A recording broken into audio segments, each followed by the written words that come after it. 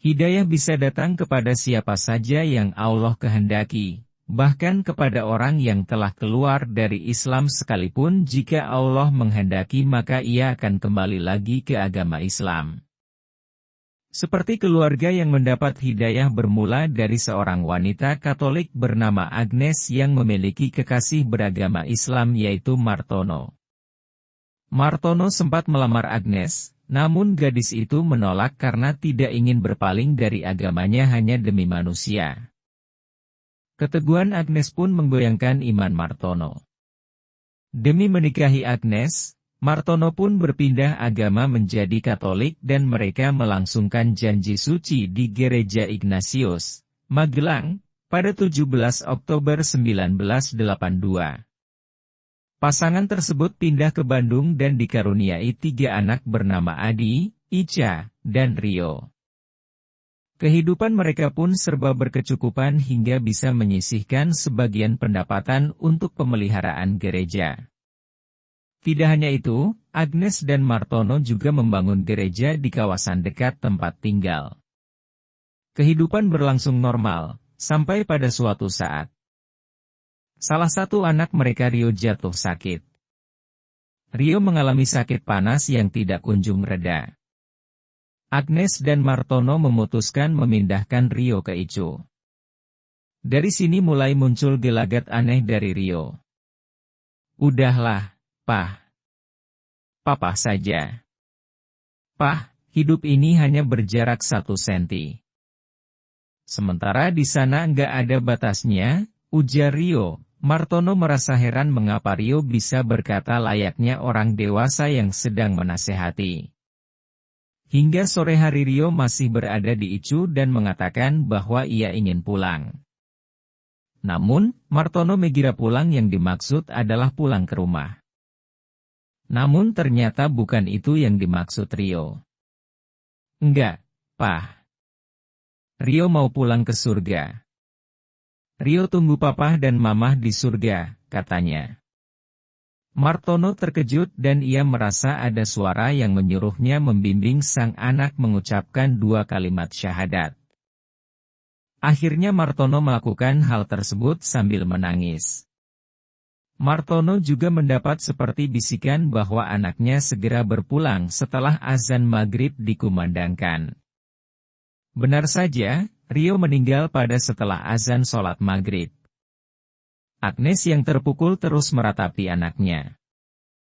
Ia mendapatkan pengalaman aneh saat itu. Agnes seakan melihat Rio menghampirinya dan mengatakan tidak ingin berpulang dengan jas melainkan kain putih. Ketika dirinya memberitahu salah seorang tetangganya yang muslim perihal kejadian aneh itu. Tetangga Agnes mengatakan bahwa itu adalah sebuah petanda Rio ingin dimakamkan secara Islam. Agnes dan Martono sempat berdebat hingga akhirnya memutuskan membalut Rio dengan baju, celana, dan sepatu putih. Rio pun disolatkan oleh mereka yang beragama Islam. Keluarga Agnes yang merupakan penganut Katolik bersikeras ingin Rio dimakamkan secara Katolik.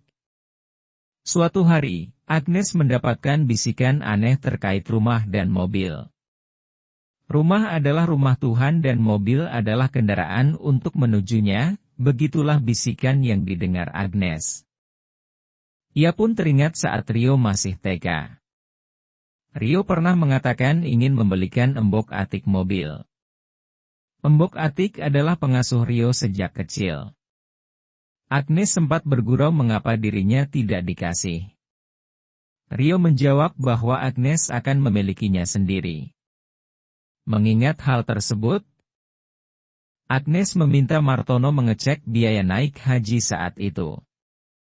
Ongkos haji yang dibutuhkan pada tahun itu adalah Rp17.850.000. Saat Agnes membuka uang duka, ia heran ternyata jumlahnya sama dengan ongkos naik haji. Agnes pun memberangkatkan embok-atik naik haji dari uang duka kepergian Rio. Embok-atik mengaku bertemu Rio di Makkah.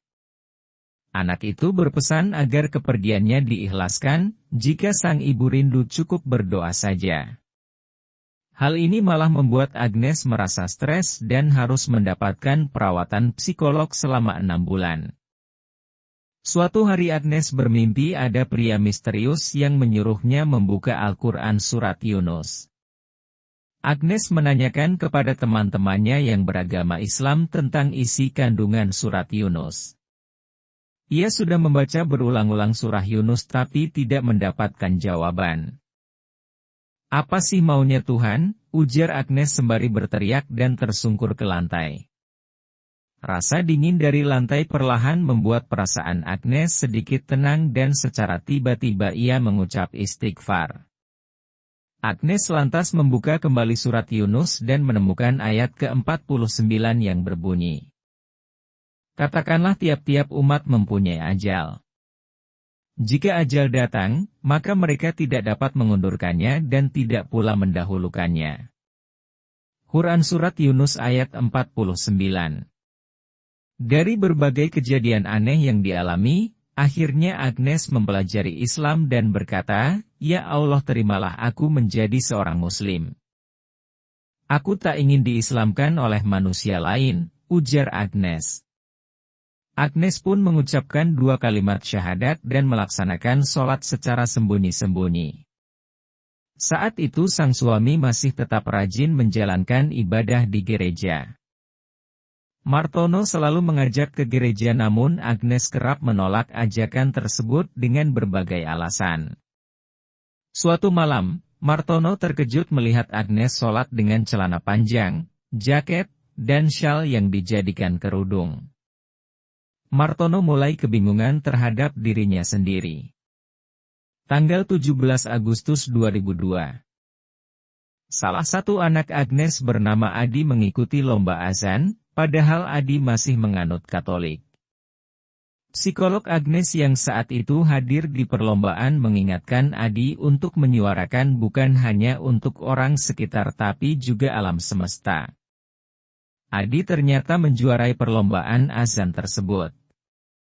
Sayang, Martono tidak hadir karena beralan upacara di kantor. Mengetahui sang anak menang lomba azan, Agnes pun terharu. Namun hal yang menguras emosi tidak hanya sampai di situ, Martono yang semula mengatakan akan mengikuti upacara di kantor ternyata malah melaksanakan sholat di rumah. Martono mengakui kepada Agnes bahwa kini dirinya juga telah memeluk Islam. Momen haru tersebut didengar oleh kedua anak mereka, Adi dan Ica, yang akhirnya juga ikut memeluk Islam. Keluarga penganut Katolik tersebut akhirnya resmi memeluk agama Islam. Martono bahkan mewakafkan 7 hektar tanah untuk dijadikan pesantren Baitul Hidayah di Bandung. Kisah ini bisa menjadi pelajaran bagi kita semua. Agnes yang memiliki prinsip yang sangat kuat namun ternyata salah dalam menilai, sedangkan Martono pindah keyakinan hanya demi manusia juga salah. Namun Martono sangat beruntung karena Allah telah menolongnya kembali ke Islam dan istrinya Agnes juga mendapatkan hidayah untuk memeluk agama Islam.